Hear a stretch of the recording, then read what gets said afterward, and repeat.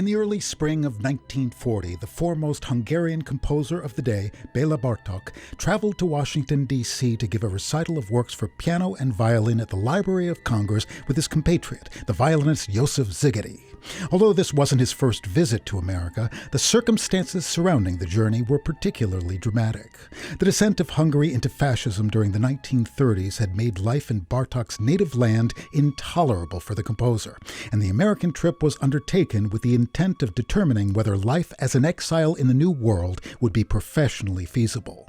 The Washington concert and the tour that followed convinced Bartók that a temporary relocation to the United States was realistic, and with this in mind, he returned to Hungary in May to put his affairs in order. He retired from his post at the Budapest Music Academy and asked his friend and colleague Zoltán Kodály to take over his folk music research at the Hungarian Academy of Sciences. He drew up a will specifying that no street or square should be given his name or plaque erected in his honor, as long as Budapest landmarks carried the names of Mussolini and Hitler. After he and his wife Dita, who was also an accomplished pianist, gave a farewell concert on October 8th, the couple set off on a long journey through Yugoslavia, Italy, Switzerland, France, and Spain before reaching Lisbon and boarding a ship bound for the United States.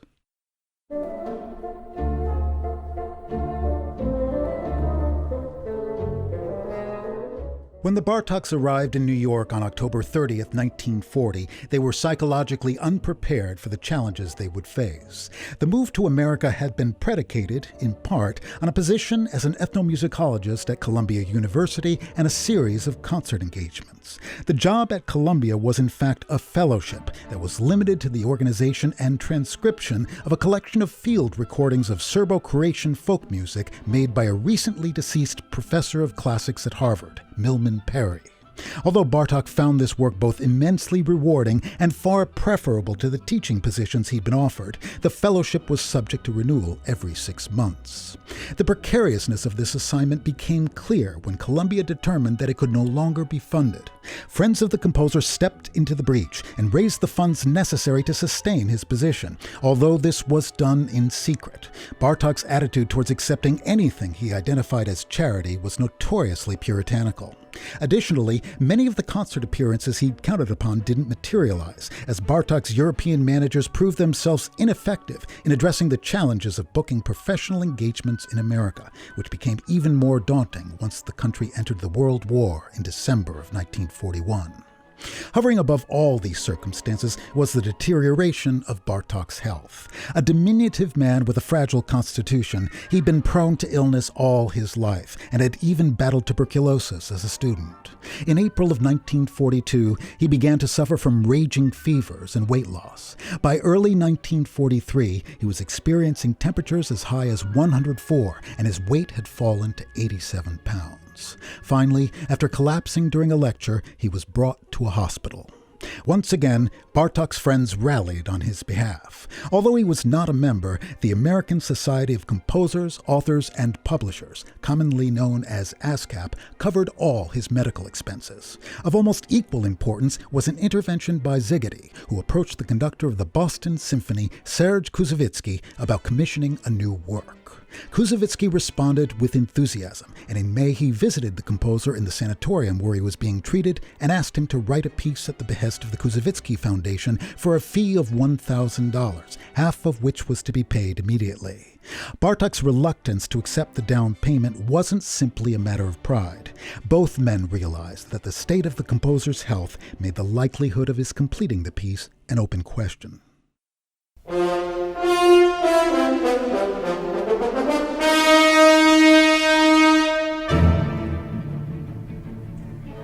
Nonetheless, within weeks of Koussevitzky's visit, Dita Bartók was writing to Szigeti to thank him. "I am so glad that plans, musical ambitions, and compositions are stirring in Béla's mind, a new hope discovered in this way quite by chance. One thing is sure, for the first time in more than 3 years, Béla's 'under no circumstances will I ever write any new work' attitude has gone." Although Bartók was in fact living on borrowed time, an eventual diagnosis of leukemia would seal his fate. By July of 1943, his health had improved enough to travel to Saranac Lake, New York to continue his recuperation, with all expenses paid by the indispensable ASCAP.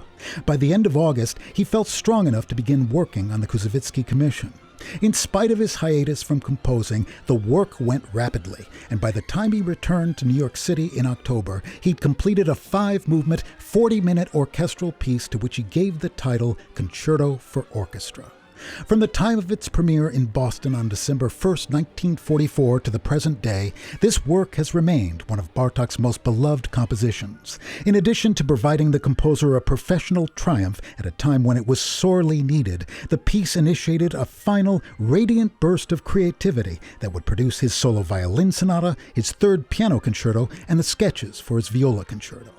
In spite of the dire circumstances under which this music was written, it is utterly free of self-pitying expression.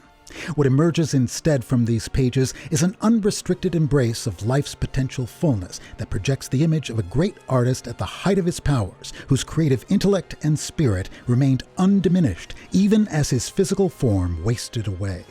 The profound sense of authenticity and personal integrity that brought this music into being was movingly captured in the violinist Yehudi Menuhin's description of Bartok during his final years. His appearance belied the unfathomable fire and power of his character.